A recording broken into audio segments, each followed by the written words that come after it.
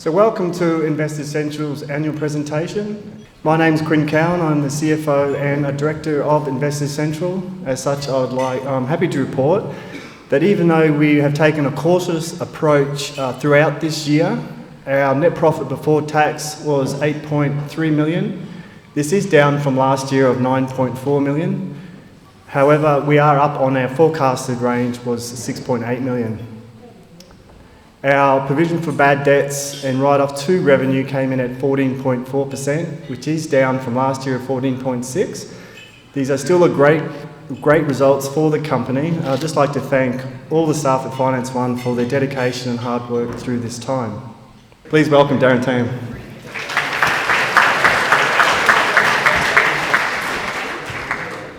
My name's Darren Tam. I'm the auditor for Investor Central and have been for a number of years now. Our firm, Jessops, is a local firm here in Townsville and also in Cairns. We've been kicking around for 40 years for the firm. I've got 25 plus years experience in being an auditor. It hasn't completely ruined my personality yet, but that will happen soon. As Quinn pointed out, the financials, everyone should have a copy of the annual report on the tables for those that are interested in the financial results. One of the things about an auditor, we look in the rear view mirror all the time. It's not that much fun looking into the past. So when we look into the past, what we're trying to look at is those numbers so that you can trust them, that you can look at them and know that what's represented there is a true and fair view of the financial results and the performance of the company over the last 12 months, and that's back at 30 June. As you said, I'll be brief. I give in a report. My opinion is that those numbers are presenting fairly in accordance with accounting standards in all material aspects. Our audit report is clean. That means it was unqualified. That's not my status. I actually do have qualifications. The audit report is unqualified, which means it's good. Just so you appreciate what we look at, the key risk areas for us is the loan book and the recoverability of the loan book. That's the main asset that Investor Central and Finance One have. The investors in the room have given their well-earned funds to Jamie to invest in providing loans to the people that need a loan. We need to make sure that that number's fair and reasonable and hasn't been overstated. We do a lot of work on that and look at different types of risks and how it could be wrong. Talking about risk, I didn't know if today was going to happen, as probably it was a bit confusing with the COVID-19 restrictions yesterday. We live in a weird world. The share market seems to go up and down on a daily basis. We have weird and wonderful things going on. I've found that companies that have the ability to adapt to the world in which we face those never-ending and uncertain risks are the ones that survive. Having worked with Jamie for 5 years, I can see he has the ability to adapt to the circumstances that come along, which leads me into letting Jamie come up and tell you all about what he's got planned for the future, because unlike me, he doesn't only look in the rearview mirror, he's looking forward. So I'll let him have a chat about that.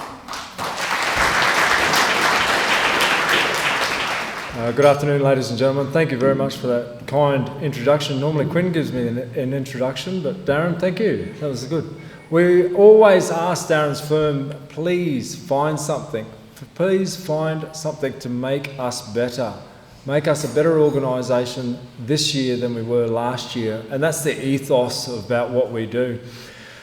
We had our strategic planning day yesterday. So what we do is we map out the year forward and we get our team, our leadership team together.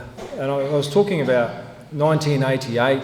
1988, my mother was so proud because she became a businesswoman and she bought a pawnbroking business called Brilla Gems. And she was an amazing woman, very, very strong, but very, very generous with her time. And her philosophy for anybody that walked into that pawnbroking business, that they wanted to leave better than they arrived. And it didn't matter whether she did a transaction with them or not, she just wanted to make sure that she treated them with respect and dignity. And there were two types of clients that would come into that store. One that was the astute buyer looking for a bargain, that was a shrewd negotiator. And then the other one was something that they wanted to either sell or get a loan on. And I went and worked for my mother in 1997, and I had the pleasure. There was no computer system. It was a handwritten docket that we were working on, and I just loved it. Loved working with her, but I also loved the idea of working with people. And we've taken that same philosophy since 1997, and we started doing short-term loans from there, and then we launched 3 jewellery stores, we launched an appliance rental business, several car yard and other businesses, but it was finance all the time. And Quinn was generous enough to come and join our team, and we had tunnel vision, and we've concentrated on that finance model moving forward. And for the first time in 2010, we had an investor that invested in that loan book that we were operating. And we were providing short-term loans at that time, but we also then dabbled in car loans, and then we expanded on that to have brokers to start to refer customers to us. And that investor is still with us today, same as our foundation investors. And we value the relationship, and we're grateful for the support that our investors have given us. And also the relationships that we've built with those investors and the friendships have built this company to what it is today. Not only are those investors that have invested their own capital, but they've invested their spirit and their time, and I feel your energy, and I'm so grateful for your support. That's what's made our company into what it is today, and I'll honour that commitment by fighting for you in times like we did when we went through COVID. We took a very cautious approach, and whilst our profits may not have grown last year, we're in a better position now than what we've ever been. The past 18 months have been challenging for many businesses within Australia, and we're pleased how we've performed through that time. We believe that we're in a stronger financial position because our team members have rallied. They've worked really hard to make sure that we meet our obligations to all our stakeholders, including our investors. As we continue to our growth, investors will remain an important part of our expansion moving forward. We've worked diligently over the last 11 years to create a niche for Investor Central, providing credit-worthy customers an opportunity to access finance where they may have previously been excluded. We've processed over 29,900 loans to people. So we've actually facilitated over 29,000, over $590 million in loans is what we've written since inception, $500 million. I'm pleased to advise that this growth will be continued, and there's several updates that we wish to give you today on the diversification of our funding model, along with the acquisitions of strategic collections and commercial credit control that Darren alluded to. We sent out an update to investors. Today we're going to provide a detailed opportunity into that. As we continue the growth of Investor Central, it's most important that we have the funds required to continue to grow our loan book for Finance One. So we've done this by creating a securitisation facility that sits outside the group, and we're satisfied that our investors still rank in preference to be paid as first above ordinary shareholders. The new funding facility, it was required for 2 main reasons. One, we need the capital to be able to continue to grow. Pre-COVID, we were lending circa of about $10 million per month for predominantly vehicle loans, but also the commercial lending for mobile plant and equipment and asset finance. Wind forward during COVID, we stopped our lending completely. We paused, we ascertained which industry sectors were going to perform through that, and then we slowly migrated back to a full suite of products in November of 2020. So we took a very cautious approach during that time. But I'm pleased to say that we're back now, and we're lending $16 million per month on average at the moment, which is a great testament to the work that's been put into from our team to develop the relationships with our broker network to come back from completely stopping lending. Also, not only funding the business moving forward, but it was also to the cost of capital. Our current weighted average cost that we're paying on the book is 10% return back to our investors, which is a fantastic return. Under our current prospectus, we've got a weighted average of 7%. Some of our competitors in the market, they're borrowing their capital at rates of anywhere from 0.9% So that's less than 1%, through to 3%. So we're giving quite a head start to some of those competitors. So we need to be able to match that. And we've done that through a rated asset-backed securitisation program called the IC Trust Series. What does that mean? That means that we've went and got a rating on a pool of loans from Moody's, and we've ring-fenced that aside, set aside for other investors, the larger securitisation investors, to invest that at lots cheaper rates than what we're currently. But again, investors, it's ring-fenced aside. So it has no relation, and it's not party to Investor Central. And the main point is, from that, is the first one that we've done like that is we're raising capital around that circa of 5%. The next one that we do from that will be circa of 4%, so it's a cheaper rate of funding. How does that help investors? Well, all the profits from that facility come back to Investor Central. So not only are we funding a pool of loans at a cheaper rate, making more of a margin on, we're creating more profits that come back into the company, creating more equity and more of a buffer for investors so that we can continue a higher rate return back to our investors. Investors, you are an important part of our funding model. We are not walking away. We are still raising capital from investors. We go through a COVID-19 event, and I still remember the phone calls of support during that time of, if there's anything that we can do to help, we are there for you. You don't get that from those big facilities. That's why we've ring-fenced that away from the main group to make sure that we can fund the model moving forward. So us as directors, we are very satisfied that we've kept our investors ranking first above ordinary shareholders.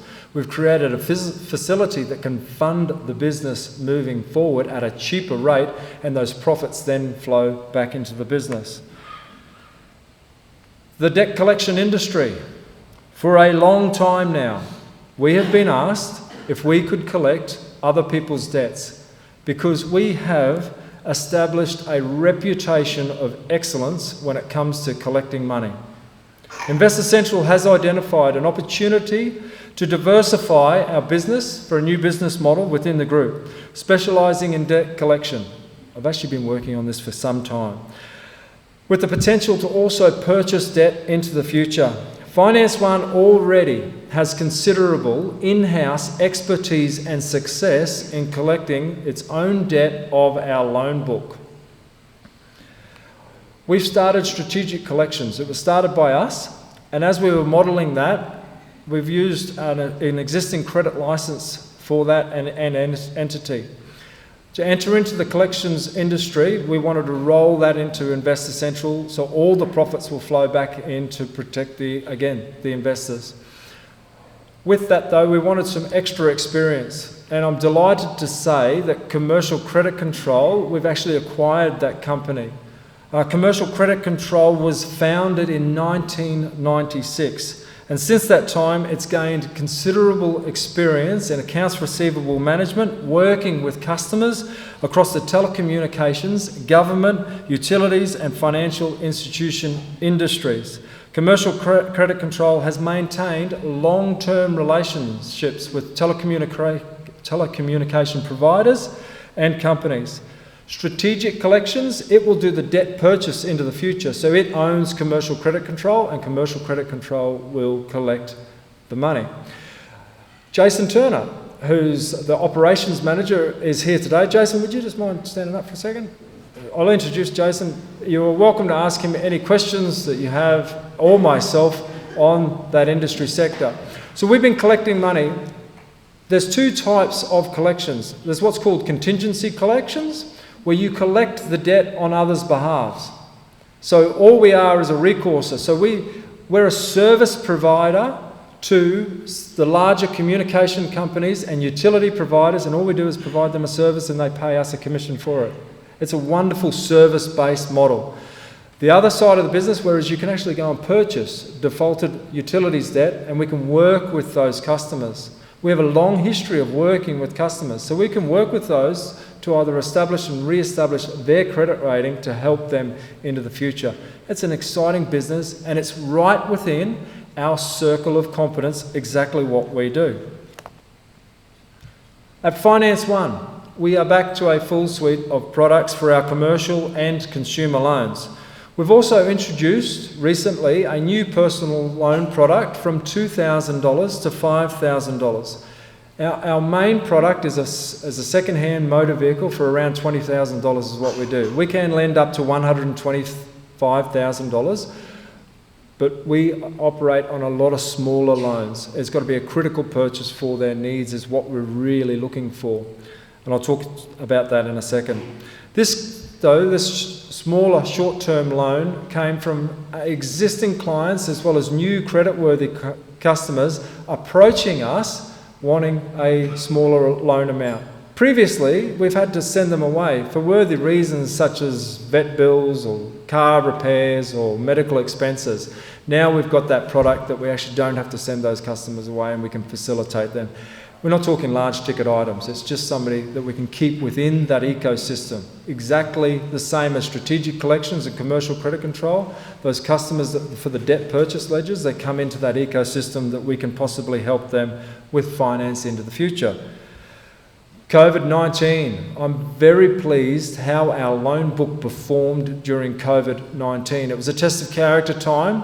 And like I said before, we did pause our lending and we took a very ultra cautious approach. Some may say too cautious, but at the time we made the decisions that was to protect our investors, and I'm extremely proud about what we did through that event, and I'm grateful for the energy that the team put in to make sure that we could honour our commitments. The consumer loan book, we've seen a slight improvement in that over that time. From if we compared 0 to 90 days at 85.3%. The commercial loans. Now, the commercial lending sector, it's been, not just with us, but commercial entities have been more affected. Remember, we lend right across the country. You've got certain regions that have been locked down and certain industry sectors that have been more affected than others. That's why we paused our lending, so we could be purposeful where we design our products for in the future. So Darren talked about that adaptability. You've got to have that adaptability to make sure that you can revolve your business seamlessly where it needs to go into the future. And that's what we believe that we've done with the collections business as well. Commercial loan book, the arrears sits at 88.89% from 0 to 90 days. So commercial lending, we've been doing that for just over 4 years. We've been doing consumer lending since 1997, but under this structure for 11 years. Commercial loans have always been a better performer, and they still remain, even though they've been more affected during this. It's no different. We've just worked with those customers through their time of need, making sure that we've got a customer care program, flexibility to keep them on track. We want to continue our growth for Finance One. So Investor Central raises capital. It's an unlisted public company that owns the retail brand in the market, Finance One. Finance One Consumer Loans, Fin1 Proprietary Limited, and Finance One Commercial Loans Proprietary Limited. Two separate entities owned by Investor Central. Both operate under the brand of Finance One, providing loans to commercial entities as well as consumers for a second-hand motor vehicle, personal loans, and also commercial loans for mobile plant equipment or something that's essential for that business. But we want more people to come, not only through our broker network that we've got spread right across Australia, but directly to Finance One. And we've been working really hard with our direct business team on our brand. So we conducted a survey. We sent out a survey to our customers. I'm really pleased. We've received 2,000 responses to that survey. So 2,000 of our customers took the time to fill out the survey and to provide us the feedback so we could market ourselves better into the future. So what did they have to say?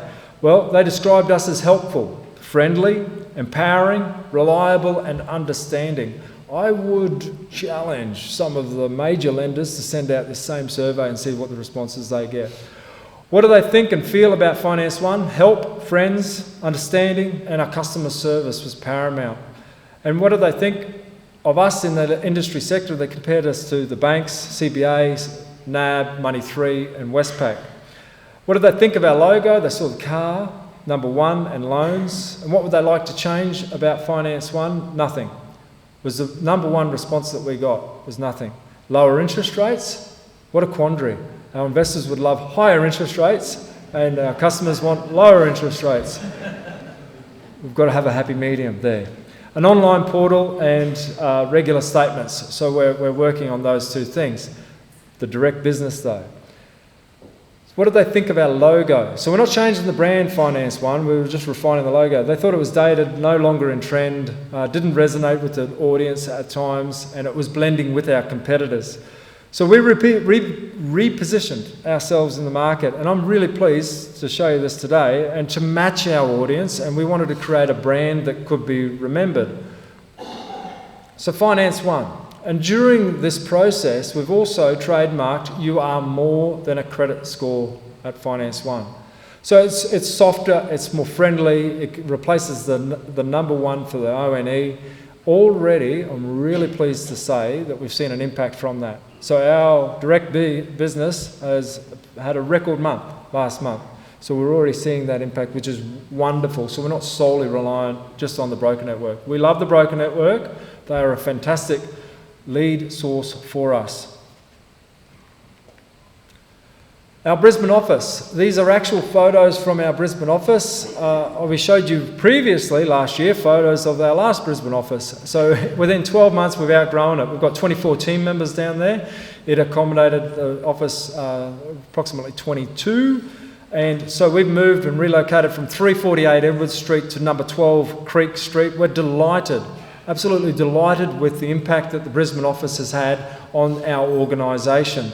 It's taken pressure off. It really has. We've been able to find team members within the Brisbane location with finance experience, but we've also targeted and we've sent some real talent down to Brisbane as well. So that DNA that we've been able to develop over the last 25 years has continued within that location as well.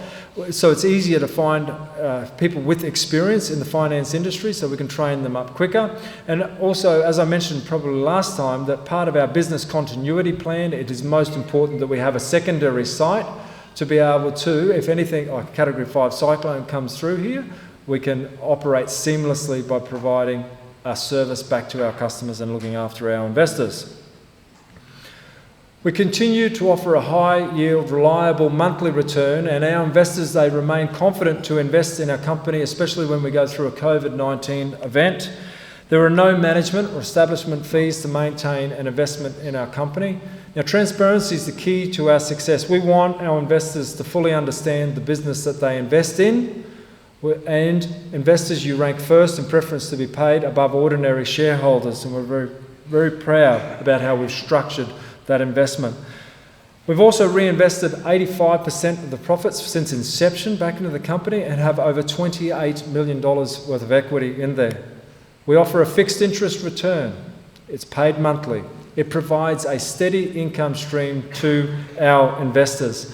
We've had 11 years of positive returns back to our investors, totaling now over $108 million being returned to our investors. Some of our foundation investors, they've more than doubled their money since they've put that in. It's been a great return for them since 2010.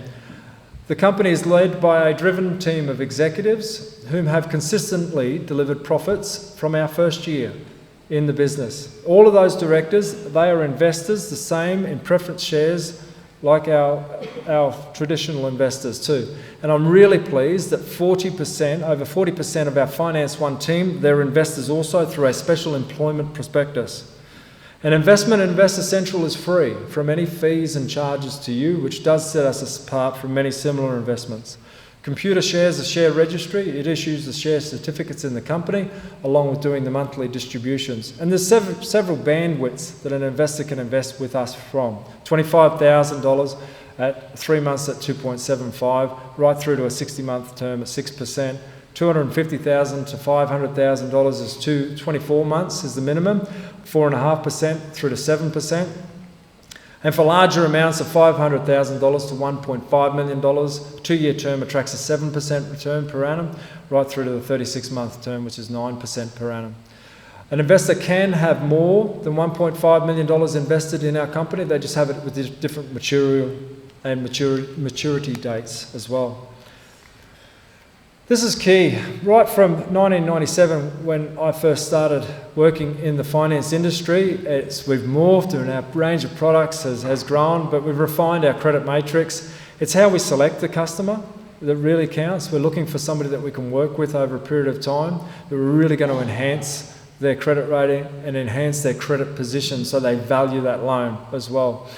Our finance brokers are only a supplier of a lead to Finance One. They send us an application form, proof of address, income, credit file, proposed purchase, and 3 months worth of bank statements on a consumer loan, 6 months worth of bank statements on a commercial loan. We do all the decisioning. So we drill down, pump that into our credit matrix, we verify, validate, and also drill down into those 3 months worth of bank statements, making sure our customer truly is creditworthy to get a loan with Finance One.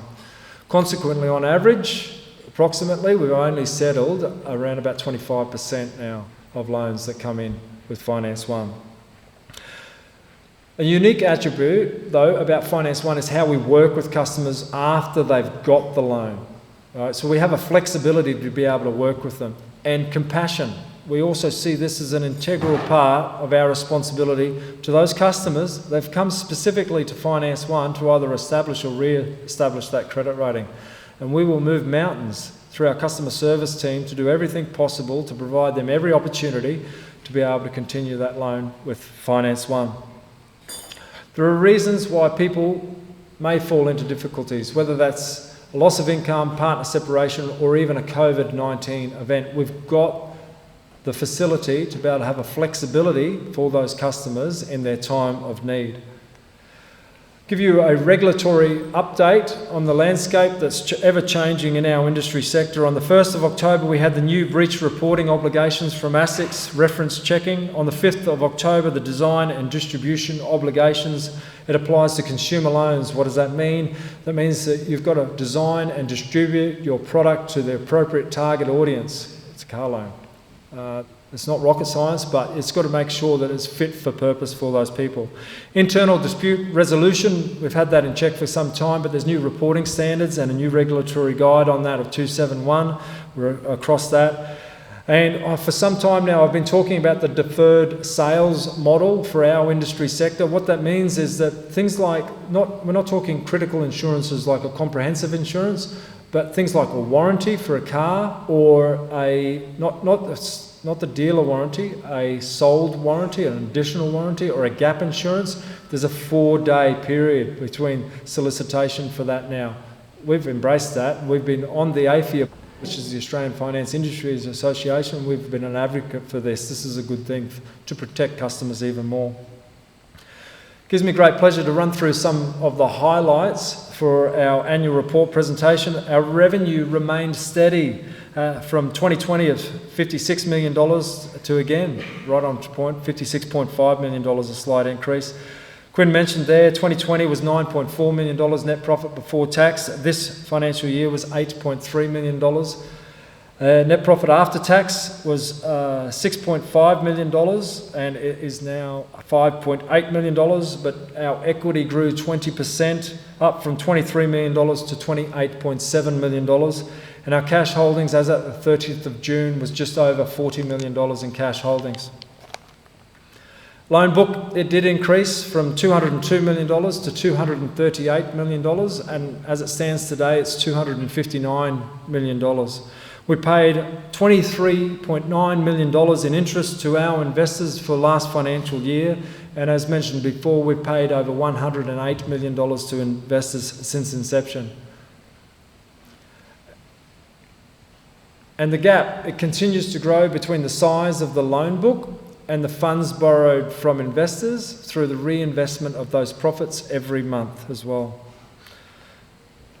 The secret to our business, we're not talking big ticket items. Our risk is spread right across the country, and you as an investor rank ahead of ordinary shareholders in preference to be paid. I get paid last, you rank before that.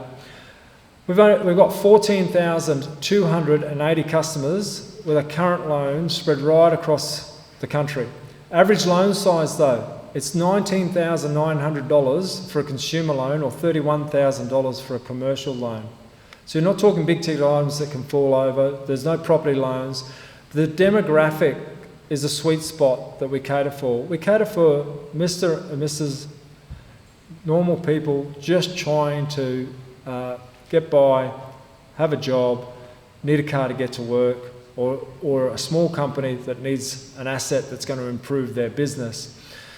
They're not renters, they don't own homes. Over 90% of our customers are renters. So let's think of inflation coming and interest rates rising.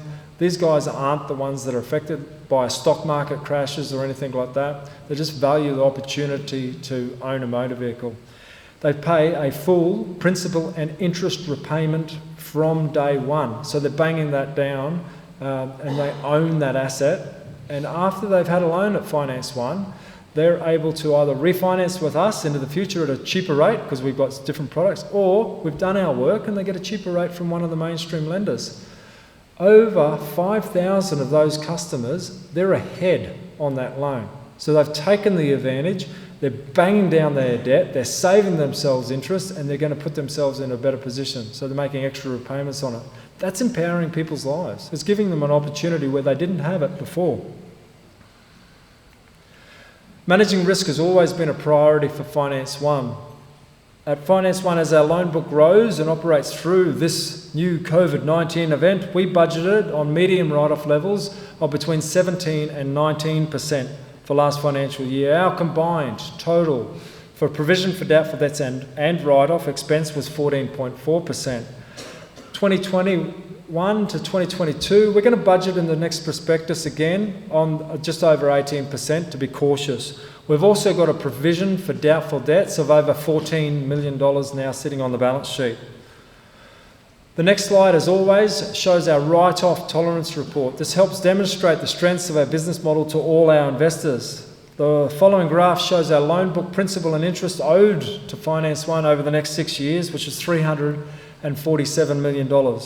We owed, after cash holdings are returned to our investors as at the 30th of June, $193 million.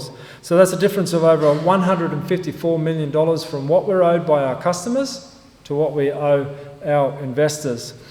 To demonstrate the strengths of our business model, let's take off our historical provision for doubtful debts of just over 4%. This leaves us with $333 million. Or to stress test the business model and take a 7% write-off, it still leaves us with a balance of $323 million. To extrapolate that, though, to 25%, we're still owed more than $260 million. We continue to build a substantial margin of safety back into the business. Ladies and gentlemen, thank you for your support as investors in our company.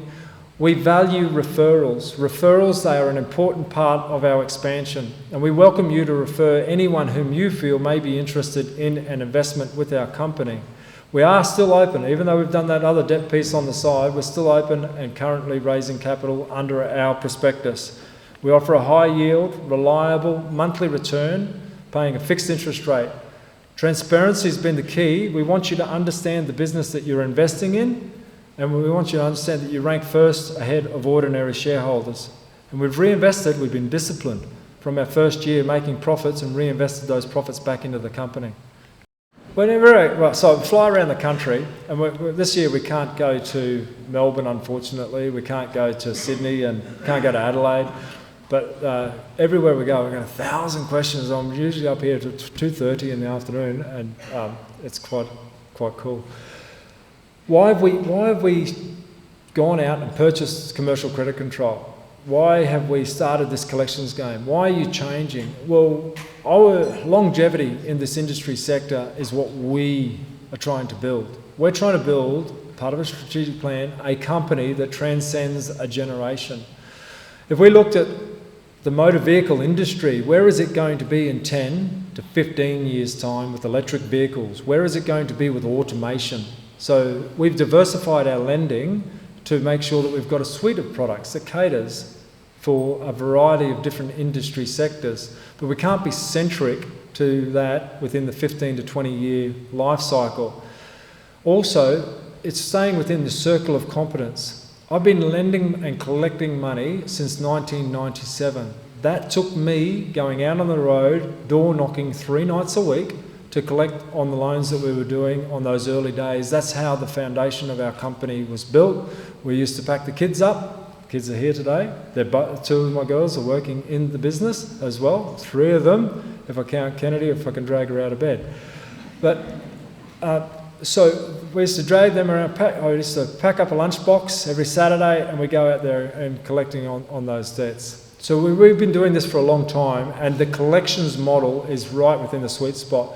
So we've gained a good reputation in the industry sector, and there's been several other lenders that have asked us to collect on their behalf into the future. So I'm pleased now that we can continue to offer that service to other people too. Thank you very much for your support, and I value your friendship. Thank you.